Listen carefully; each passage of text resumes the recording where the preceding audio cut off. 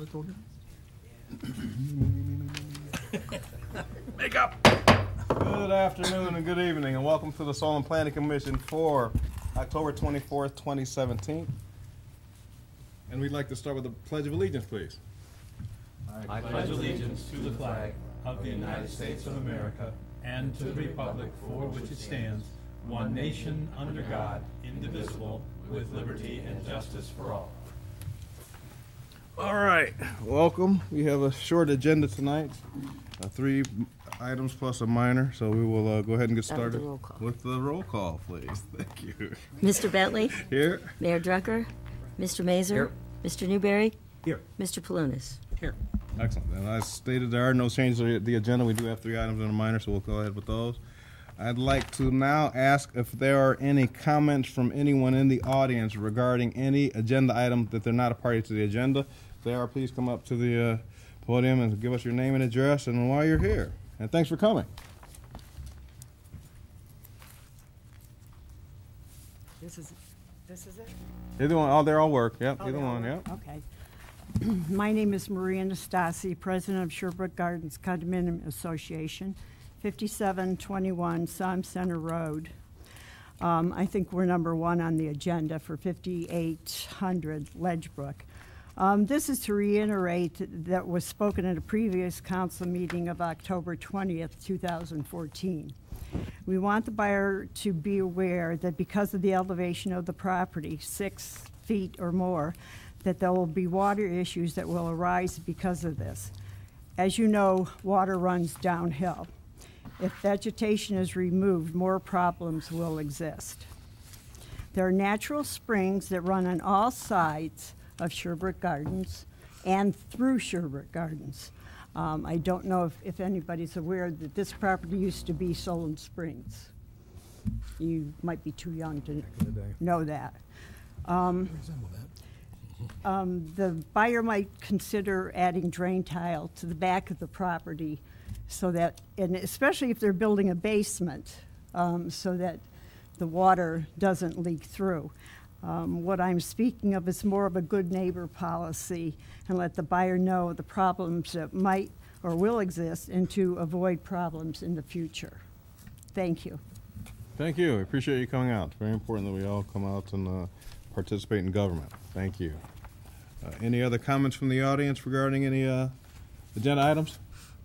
Seeing none, we will go ahead and we will address the minutes for October 10th. Move approval as presented. I'll second. We have a motion and a second, and we'd like to vote, please. Mr. Bentley? Abstain? Mr. Mazur? Yes. Mr. Newberry? Yes. Mr. Palunas? Yes. Thank you. Now we can move on to our first agenda item, and it's a new agenda item. It's for 5800 Ledgebrook Lane. I believe the Sarver family owns it, but I believe we have other people here, the new owners, potential owners, came to talk to us. Thanks for coming.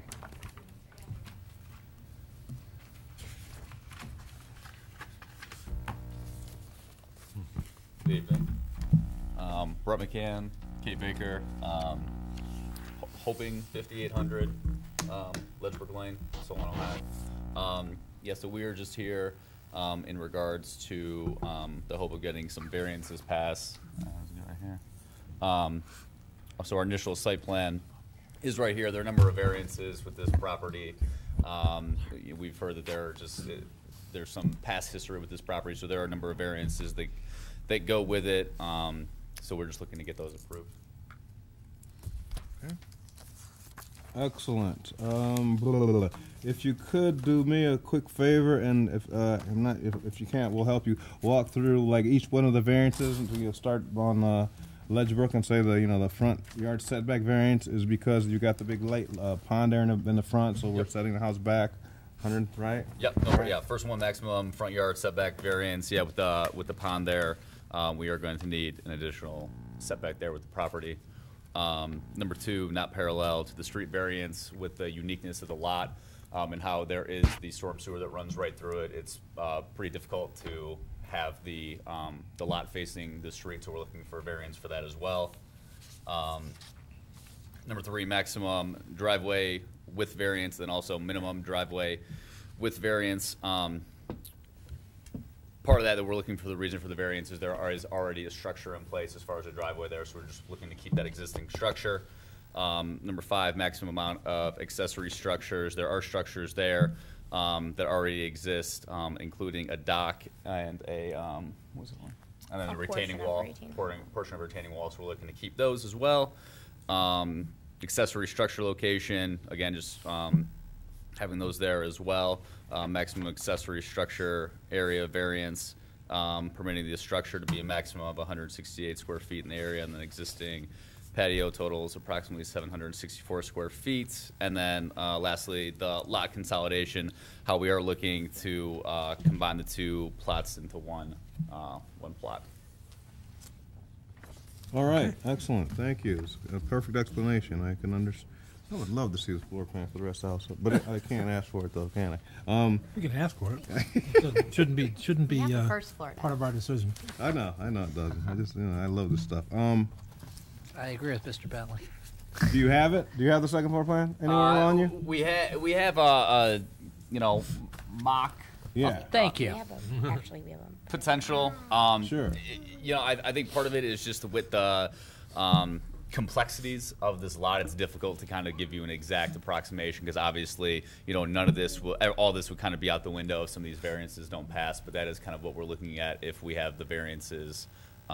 If we do have the variances passing. So the 2-car garage would kind of be facing our neighbors, and then you would have like the guest bedroom and dining room facing the street. Nope, I'm sorry, I have that totally wrong.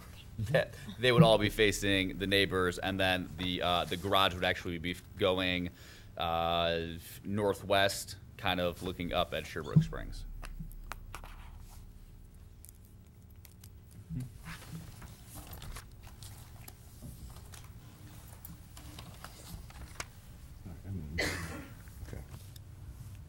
It's a one-story house? Right now, how we're looking at it is we're looking at having basically a ranch with a basement. Okay.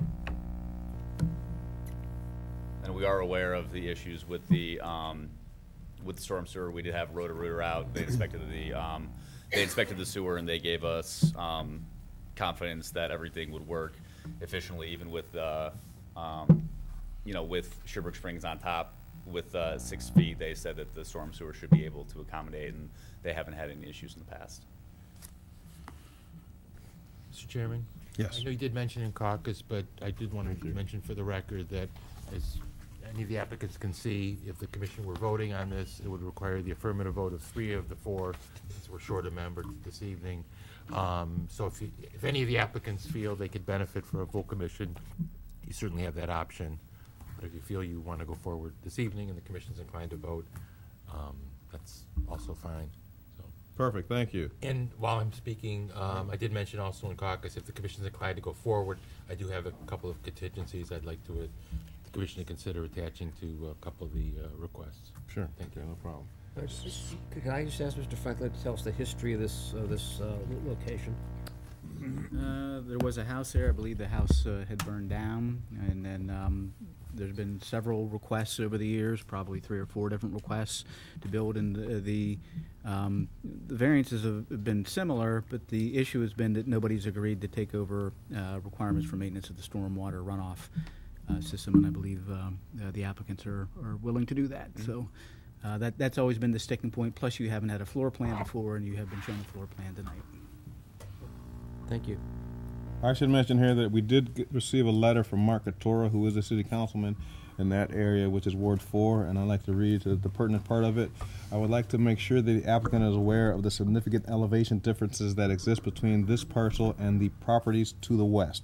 This elevation difference can lead to stormwater running into this parcel during heavy or consistent rainfalls.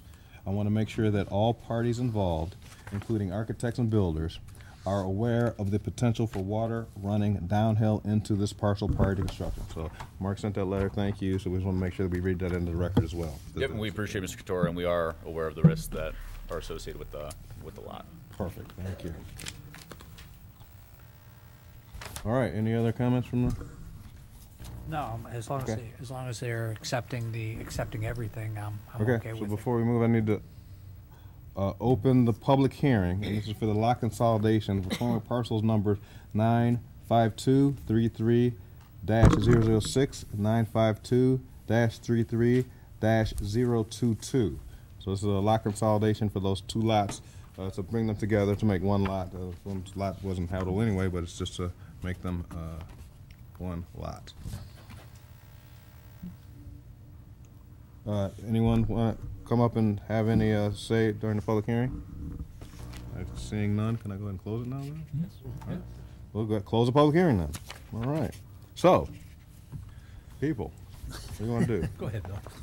I'm sort of glad to see something happening positive with this. Probably been before several times anyway. So as long as you're taking the risk, it's on your shoulders. So I'll begin by making a motion to approve 131.5 foot front yard setback variance for 5800 Ledgebrook Lane. Second? And with the wanna do those mover on and now? the, yeah, on that, with the maker in the motion and the seconder accept the contingency, that this variance be contingent upon the lot consolidation plat being filed prior to the permit being issued.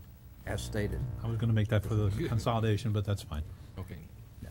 Great. So we have a motion and a second with the contingency, and we'd like to vote, please. Mr. Bentley? Yes. Mr. Mazur? Yes. Mr. Newberry? Yes. Mr. Palunas? Yes.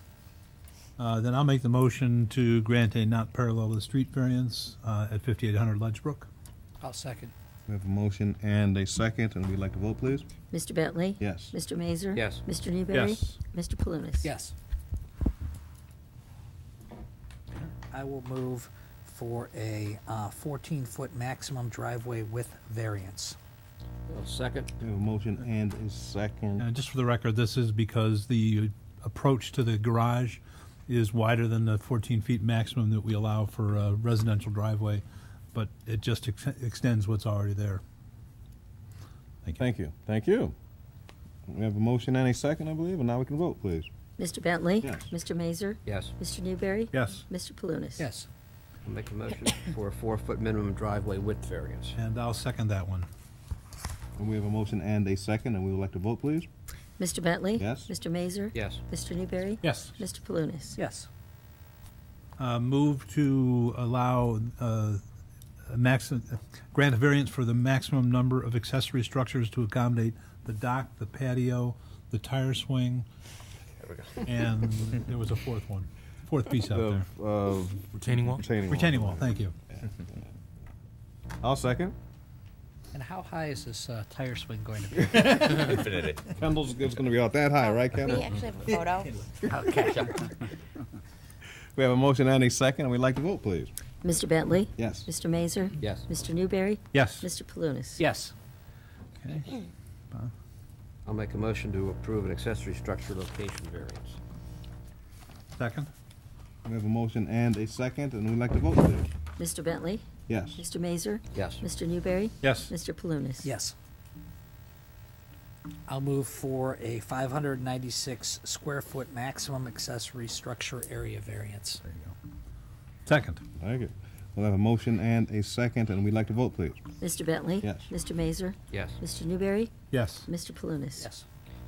I'll move for a lot consolidation, permanent parcels 952-33-006, 952-33-022, contingent upon the applicant agreeing to prepare the plat and submit it in an orderly manner, and accepting the drainage responsibility for the parcels to the west.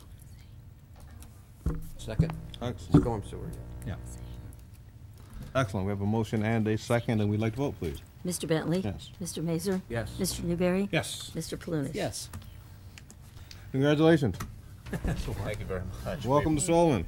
Well, Pretty soon. I appreciate it. It's a Solon High grad myself. I really appreciate it. She's excited about What being year? a future comment as well. What year? 2006. You got to come back and do this again for City Council. Kendall, you got to come back and do it again. Just ask for Candy when you get here. That's going to be November 6th. Thank you. Okay, November 6th. It's a Monday. Okay. Okay? Great. Thank you. Thank you, guys. Thank you Take very much. care. Thank you. Thank you. We appreciate it. Take care. You too. All right, our next agenda item is Omni, I believe. And we have a public hearing is still open for Omni.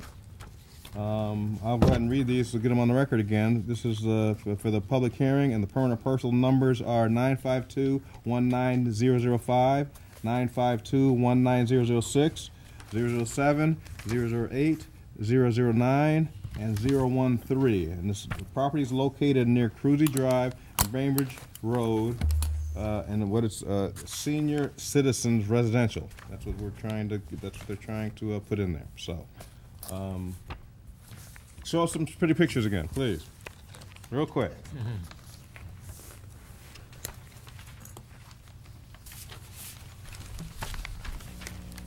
Good evening. My name is Gary Bialis. I'm with Omni. Address is 32870 Wintergreen Drive, Solon, Ohio. Also with me tonight is Larry Apple, who's also with Omni. Well, I'll put a pretty picture up here to start. Thank you. Okay. Well, since last time, our last meeting, we've presented elevations of all four sides of the building, which I think you were given by Mr. Franklin. Also, we've worked out pretty much, I know it's, I think it's been given to you for review, a development agreement. So we got those two finished since last time. And of course, I know I presented a lot of information last time regarding our project. I really would like to know if there's anything you want me to expound on or get further into, unless you want me to present something over again that I presented last time. I don't want to. I'd just like you to show the elevations again, the pictures of the elevations, just so everybody has a chance to look at them. Oh, hold on.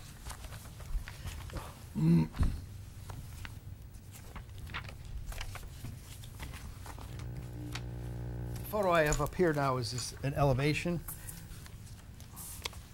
You have four elevations. This is the north elevation. This actually is elevation would face on Cruzy, would face the shopping center across the street. This area right here is our porte cochere, which blown up is right in here. Okay. This elevation, which is the south elevation, faces, it really consists, it's kind of hard to look at because part of this building, this 3-story building here, is the memory care and assisted living building, while the 4-story building you're seeing in this location here is the independent living. While you're there, I just wanted to explain, I think I have it correctly, is the 3-story building is not really attached. It appears to be attached. Well, let me show you out. Let me show you a site plan, okay? So on this site, it shows this building right here is the 4-story building. There are 2 attachments. This attachment is just at the first floor, and mainly that's for services. This area here is our porte cochere. A lot of our services are here. We have exercise facility, there's dining rooms, bistro, and there's a kitchen typically sits right around here. There's a dining room in each facility. So there's a dining room here for independent living. As you walk through here, you'll be supplying a dining room for memory care, and then you go up an elevator here to get to assisted living, which is dining rooms on the 2nd floor.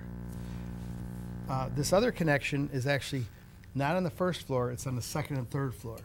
So people in the independent living area that would want to go over to independent living, they're on the 2nd and 3rd floor, so they could cross over here, and there's an elevator here that if they want to come down, they can also use some amenities.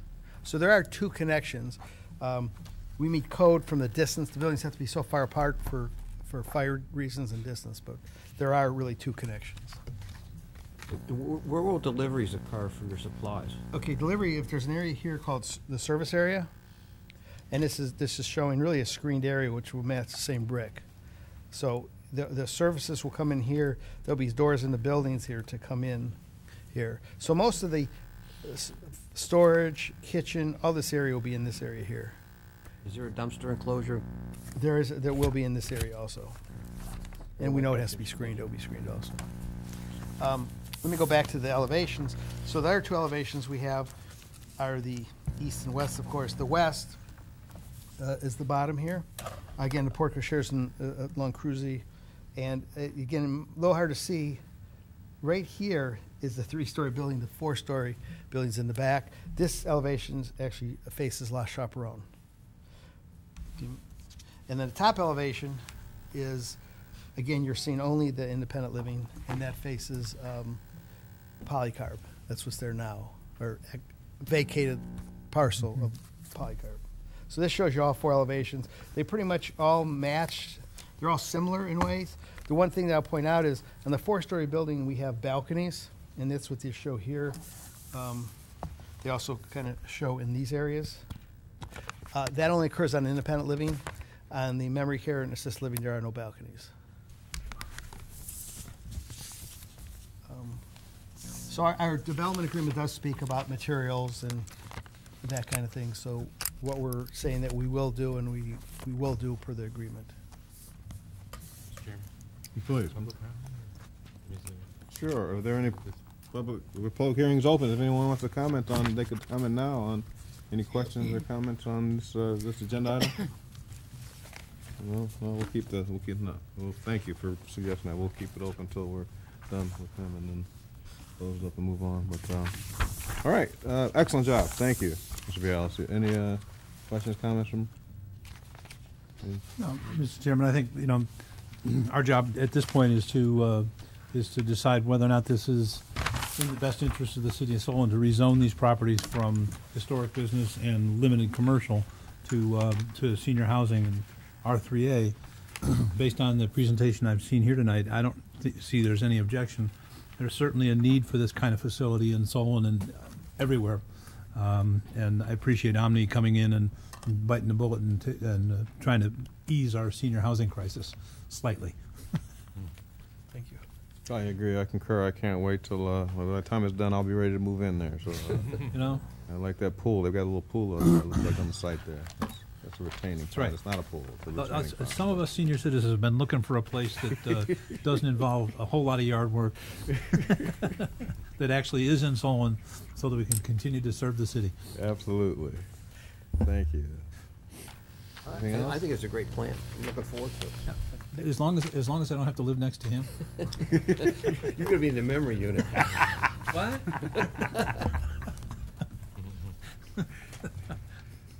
All right, so I guess at that point I will close the public hearing. And I'll bring it back up here, and I guess we I can. might make it a contingency. These two have to live together. Well, that actually wouldn't be too bad. Our wives would appreciate it. They get along fine. All right. Mr. Chairman, I'd be pleased to make a motion to recommend to council that the issue of rezoning the permanent parcels listed in item 2 from C3 and C1? C1 and C2. C1 and C2, right, to R3A, be approved and passed along to the voters. I'll second. Excellent. We have a motion and a second, and we would like to vote, please. Mr. Bentley? Yes. Mr. Mazur? Yes. Mr. Newberry? Yes. Mr. Palunas? Yes. Well, congratulations and thank you guys for doing all this. It's a very exciting project, and we're excited to have it here in Solon. Mr. Bentley? Yes. I have a question for Mr. Franklin. Do we need to make a referral to safety too, so to expedite everything, or should council do that? I don't think you would really, council could do it, but I don't know that you need to do that until you have site plans. There's a lot of, Okay. in the development agreement, there's engineering required, traffic studies, all those things that would go to safety. Oh, so then that'll go, okay. Yeah. Thank you. Good point. Okay, thank you. Yeah, thank you. Good point. So, City Council meeting, November 6th. Same thing all over again, right? Thank you, gentlemen. And we do have one last agenda item here, which is the ordinance proposing an amendment for non-commercial opinion signs. And do we talk, is Rob, you going to present something? Just Thank real you. quick, yep. Okay, perfect. Thank you.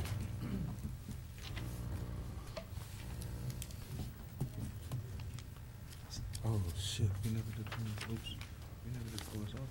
We need to. Okay, this was an hour-long presentation that City Council will try and keep it not too to a late couple to do minutes that. here.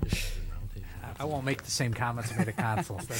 New comments. That's what tied it up. Yeah, we're not. For most of us. Oh, I like to be questioned. Okay. No, you remembered. Okay, so this is a political sign ordinance. The background of this is that there's been recent court cases that have emphasized the importance of political speech and religious speech over business speech.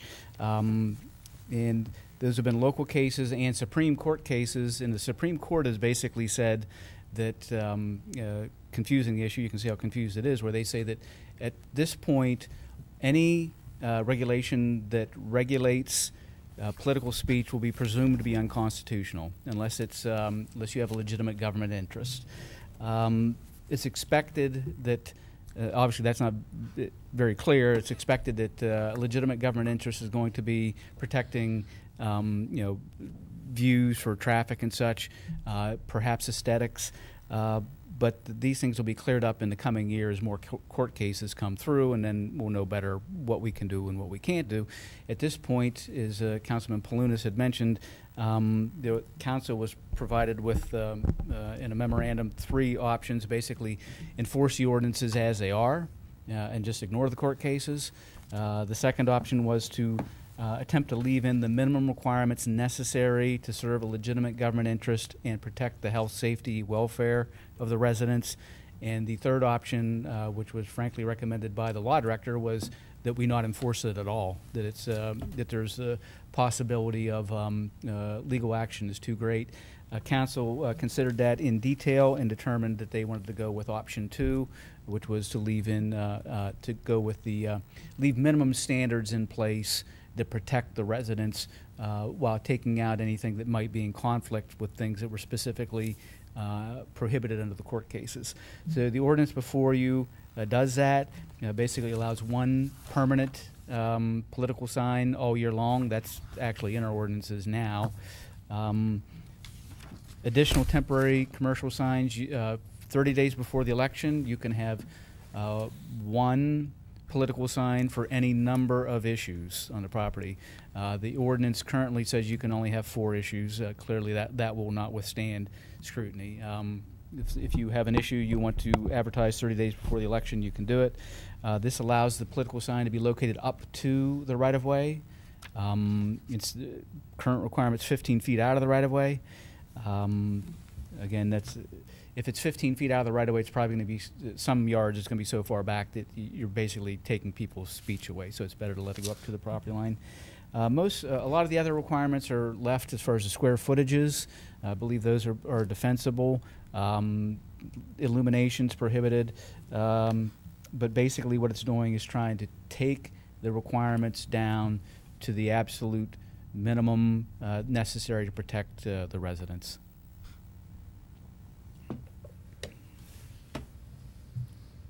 Okay, wow. So I got a quick question for you. You talked about the way it's written now, that it can go up to the property line or up to the easement. The way the current requirement says 15 feet off of the property line. Right. This proposes to allow it to go up to the right-of-way line, but not within the right-of-way. Gotcha. Okay. All right. And there is a provision in there that that it's not that's not permitted if the safety force is determined that it's causing a general health, safety, welfare risk. Is there any way to enforce that part of it? Sure.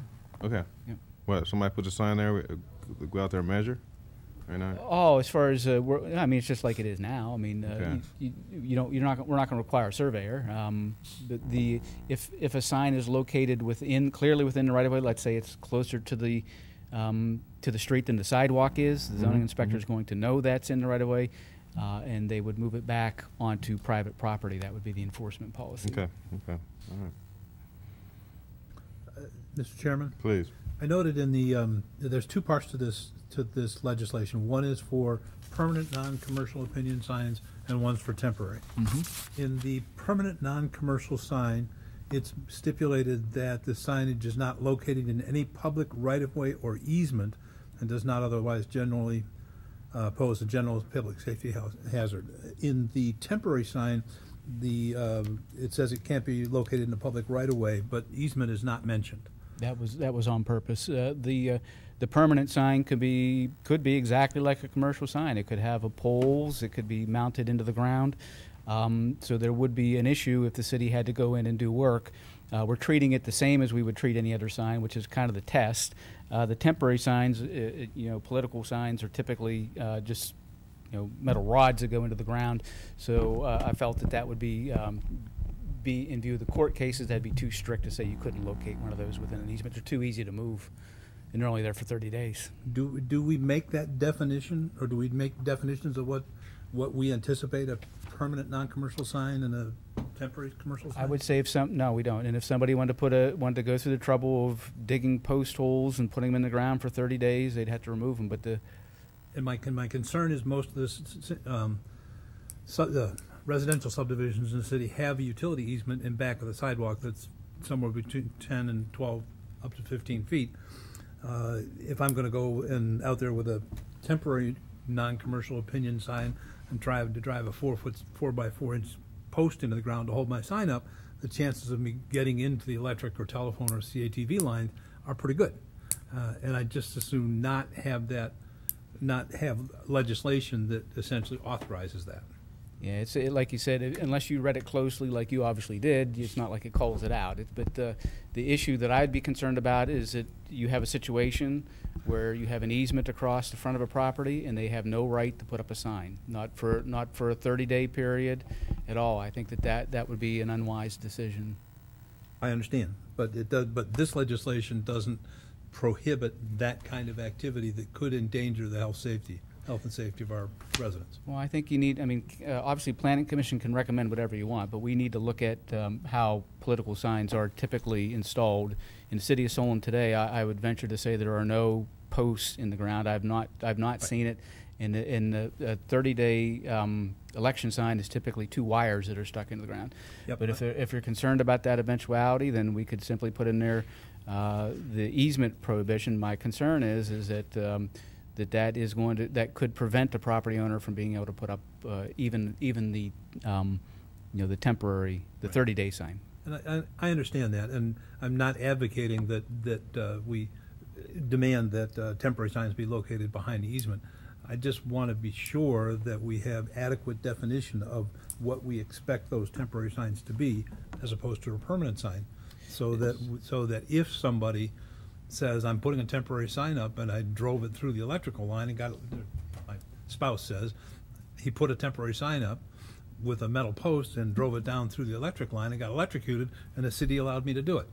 I presume that there's other requirements in place, but to get into a definition of what the signs are designed like, then it's almost... I'm not asking us to design the sign. I'm just asking what our assumptions are with regards to those signs. And you're asking about design. You're asking about posts and whether there's posts that go into the ground or whether they're wires that go into the ground. I think we're kind of the point I was making at the beginning with all these court cases. We're on shaky ground as it is. Our law directors advise that we do nothing. So this is an attempt to balance the interests, the health, safety, welfare of the residents, and so keeping us out of a court case. But I guess I would ask engineering, is there any protection that we have if somebody were to come into our easements? They don't have a right to work in our easements anyways, according to the city. And so the city would have the discretion, I presume, to say if you're sinking posts into the ground, that's not something that engineering is going to approve. We would not approve some major post in the utility easement or the storm sewer or other types of easements. I'm sorry to put you on the spot, but I presume that was going to be your answers. So I do believe that we do have protection, but it's up to the commission. I would expect that the homeowner would know that he has an easement on his property and be smart enough not to be digging in it. Don't bet on that. What's not our responsibility? we can't legislate that. I'm not asking us to legislate it. All I'm asking is to provide a definition of what we expect a temporary sign to be. Well, you could define it in every case where you can dig in an easement. You're just taking a slippery slope here. Yeah. I happened to watch both sessions of the city council meeting, and this thing was beat up pretty good. I mean, you guys really discussed this thing. So, my opinion is that this draft as here's going to be presented is exactly what the city council wanted. So, and I think he did a good job with it. Thank you. Thank you. I understand. Yeah, I understand that they did. That's the way city council wants it, but I still kind of feel that with it, I guess we are looking at it now and voicing our opinion about it. So I guess that's that we are getting a chance to look at it. So and discuss it, just like they did. This So- body does have the ability to comment and make whatever recommendations they want to make to city council on this Right. ordinance. That's why it's here. Exactly. Well, the minutes will reflect Roger's consideration, so, or concerns. And just so the commission knows, I had it in, I took it out, I put it in, I took it out. So there was a lot of debate in my own mind about it too. Mr. Chairman, too, in the course of my current business activities, I've had the opportunity to read through 23 different ordinances, several of which having to do with signs, most of which have a major renovation in the ordinance within the past 3 years, all focused around this event. Well, no, some of them said they wanted billboards gone, but they were catching up. And part of the reason why I brought this up tonight is that in several cases there has been an attempt to define for them what a temporary sign was, and what they describe is wire brackets no more than 24 inches or 34 inches or whatever it is long by so many high, so that they could hopefully drive those. You can't drive those things in far enough to hit the utilities. That's the point. Well, that would be our option here to kind of adopt something like that. But then you're designing the sign. That's what No, Bob's saying. I think that the language could be crafted to say, why that the temporary sign is defined by a wire support that's no more than a 10-gauge wire. It's the legs of which are no more than 12 inches into the dirt. But that's, but then you're designing the sign. What if I want to put it up on a piece of plywood? You can, But then you're, but then it's not a temporary sign. Then it becomes a permanent sign. why not? Why isn't it? Well, the concern is depth. More than anything else, the concern is depth and materials. Oh, A metal wire in contact with an 11 kV electrical line is going to put a jolt in you. A wooden post driven into that same line is not going to do anything other than the big spark and all the lights go out. And the only thing, again, just throwing it out there, is remember, the current state of the law right now is the Supreme Court says every time you regulate political signs, it's presumed to be unconstitutional. Correct. So when we take something that we're not doing now, we haven't done that with political signs in Solon's history, and then we write new ordinances. The point's well taken, don't get me wrong, but we're writing new ordinances that we've never had before and putting them in place, kind of going against the strategy that we're following right now. Okay. And maybe, Roger, that would be something, the court are going to be clearing this issue up, we're pretty sure, within the next year. Maybe that's something that once they do, that's an amendment that we can consider at that time. And certainly, I mean, it's a legitimate point. We can certainly look at that in the future. Okay. I've been beat up enough. No, but thank you for your points. You bring up the valid points that we all need to hear and vet out, and that's why it's back to us so we can have our say and discuss it and vet it out as well. And I think we've done a fine job of talking about it and bringing up some points. I'm sure not. Well, I was in one of the meetings at the city council. I'm not sure all of these points were brought up, but that's what we're supposed to do. So, that all being said.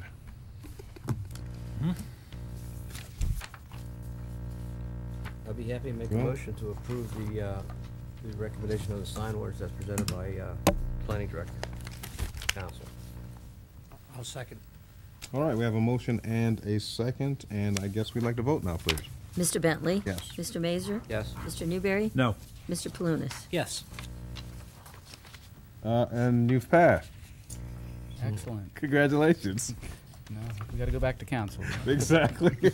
They've already voted on it, though. Okay, so I'll stop. Okay. So since you're there, Notice I didn't even mention that.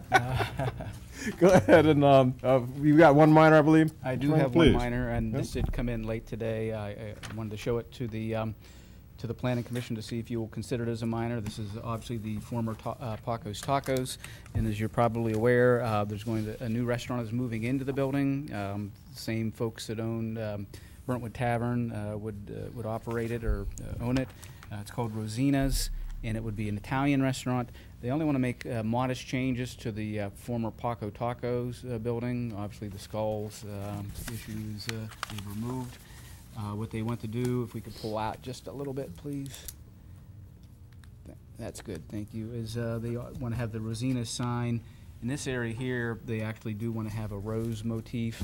The only other difference that I've noticed from the former Paco's Taco site is that the awnings were more of a finished awning, and they're proposing to put in more of a rustic type awning with rustic planter boxes under the area. As you're aware, the city typically requires under the master plan Western Reserve architecture.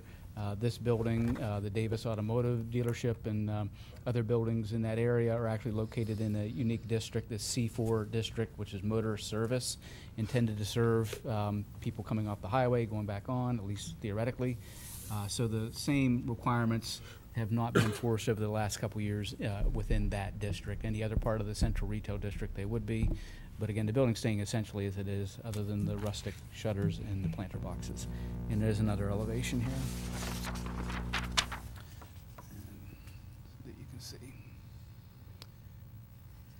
So the commission has the ability to approve it as a minor if you choose.